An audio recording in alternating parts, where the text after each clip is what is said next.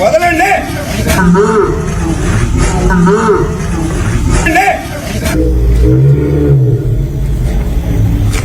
వదలమని అడుగుతున్నా. వదలండి. Okay, then అది చొక్కా పట్టుకున్నట్టు చిత్రీకరించడం, అది రైట్ టైంలో చెప్పకపోతే ఇప్పుడు కొంత ఫేక్ ఫెలోస్ అంతా వచ్చేసి సోషల్ మీడియాని మిస్యూజ్ చేసి ఇష్టానుసారంగా ఇలాంటి వేసే పరిస్థితికి వచ్చారు. మొన్న మీరు చూశారు, ఈ గవర్నమెంట్ చాలా క్లియర్ గా ఉన్నాం, పొలిటికల్ విక్టిమైజేషన్ చెయ్యం.